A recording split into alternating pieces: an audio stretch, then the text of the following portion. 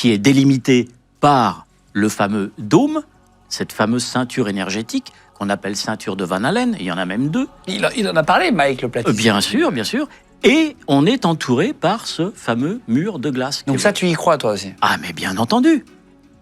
Bien entendu.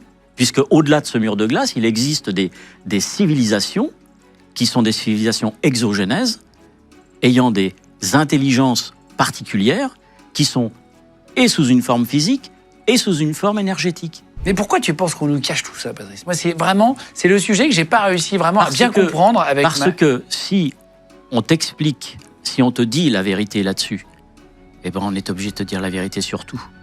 Non, bah arrête, ça n'a rien à voir. Ah si. Pourquoi? Bah parce qu'on est obligé de t'expliquer qu'on n'est pas seul dans la zone cosmique où l'on vit, et qu'il y a d'autres êtres qui sont des êtres qui sont là depuis des millions d'années, qui nous ont modifiés pour qu'ils puissent se servir de nous. L'origine de l'homme, c'est qui l'a créé? Ah ouais, mais tu vas plus loin que Mike, là. Ah, mais bien sûr. Ah ouais, en fait, on avait reçu un petit joueur, je savais pas. Ah, mais c'est pour ça que je t'ai écrit. Je t'ai dit, excuse-moi Mike, il va certainement regarder l'émission, et je t'ai dit, vous avez reçu le plus niais. C'est pas gentil de dire ça. Mais effectivement, lui, il est resté au stade basique du truc.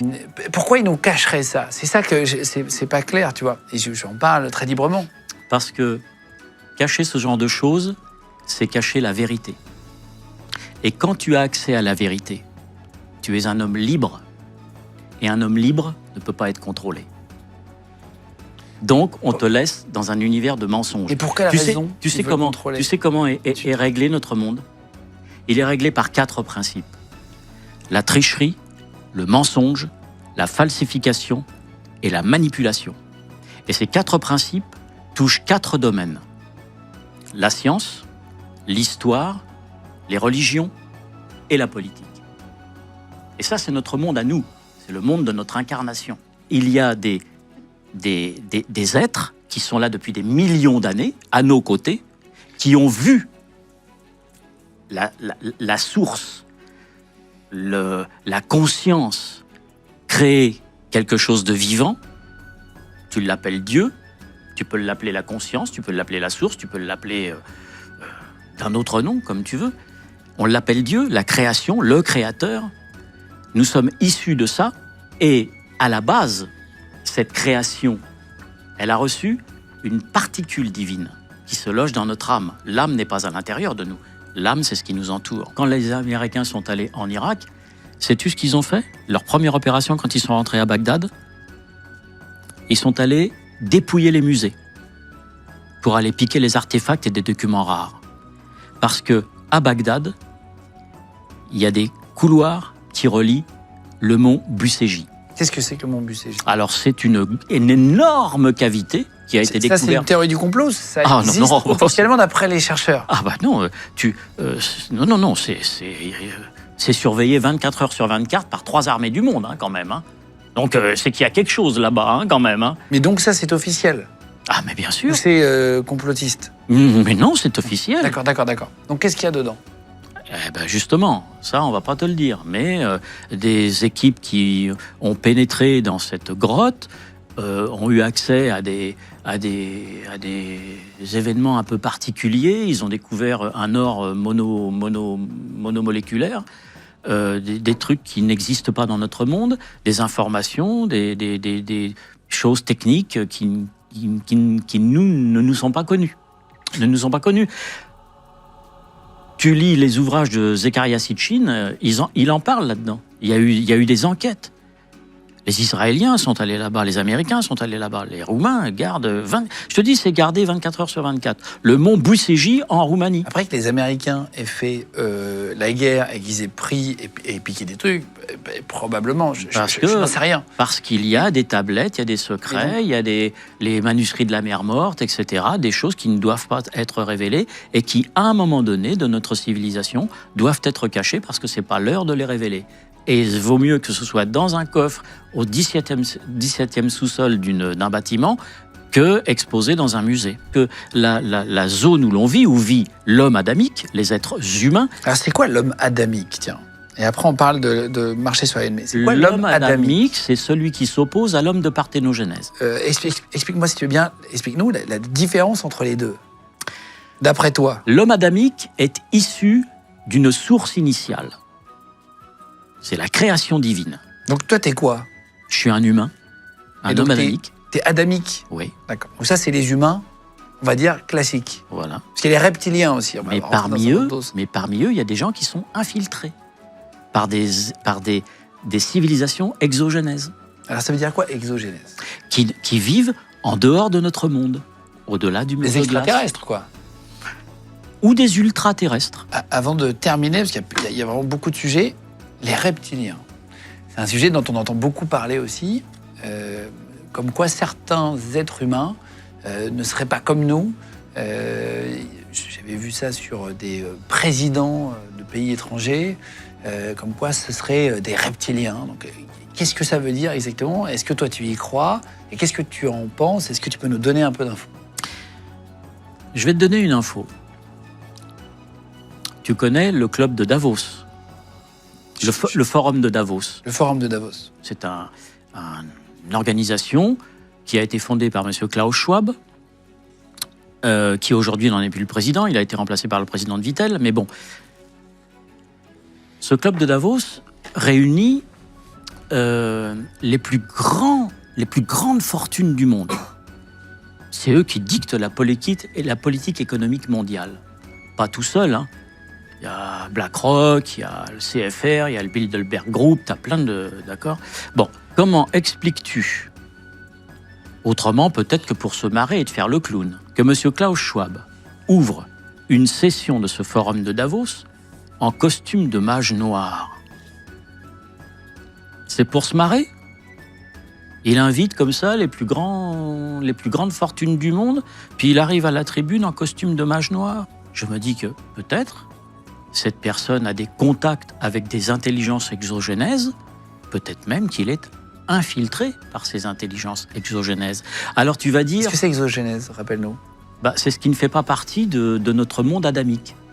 Qu'est-ce que c'est le monde adamique? C'est la création originelle de Dieu, cette conscience, de cette source. Est-ce qu'il y a des reptiliens, d'après toi?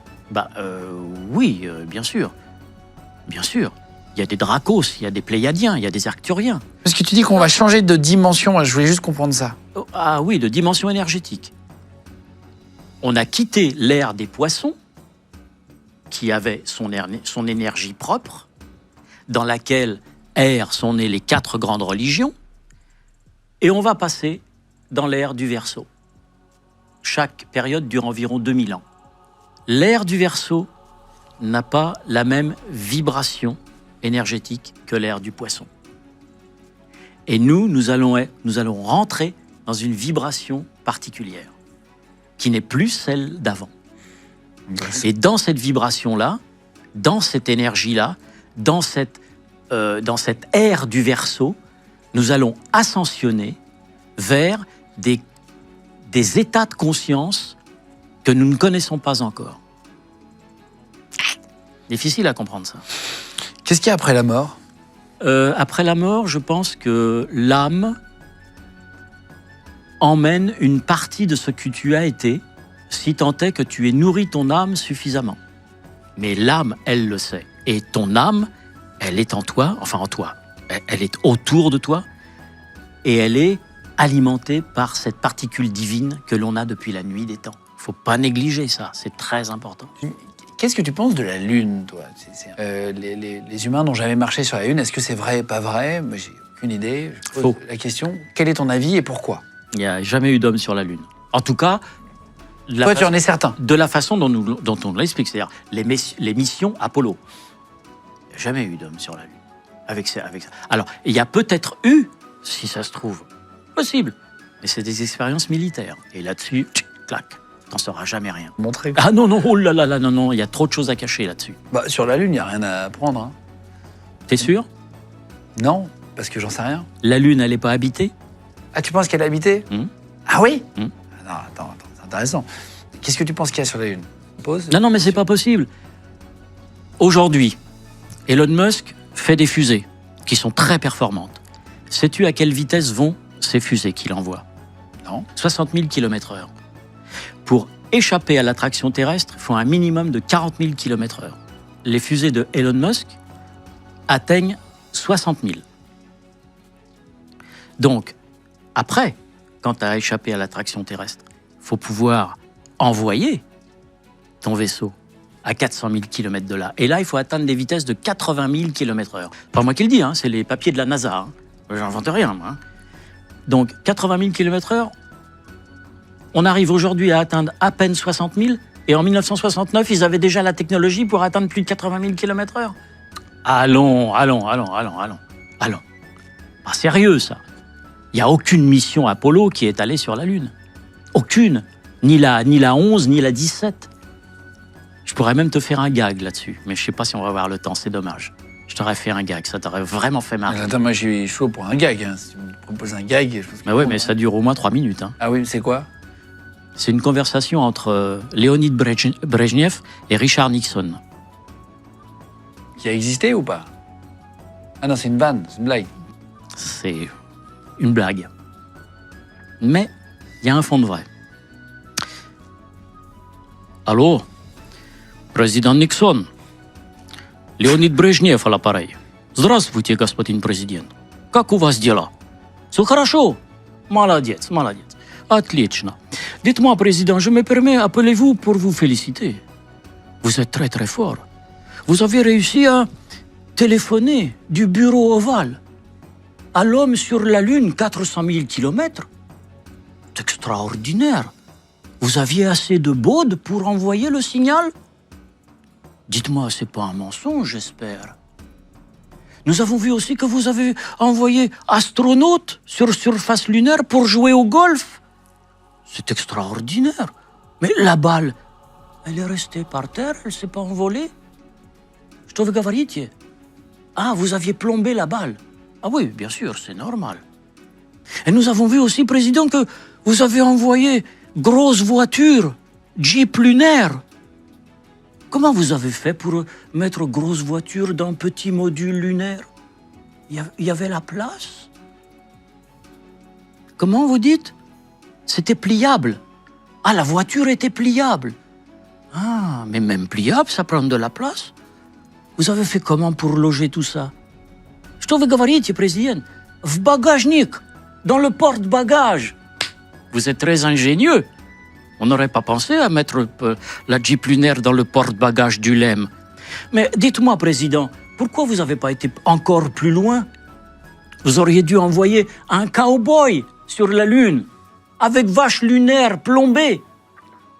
Mais pourquoi faire? Pour faire un rodéo. Eh bien, tu vois, s'ils avaient fait ça, les Américains, eh bien, aujourd'hui, on le croirait.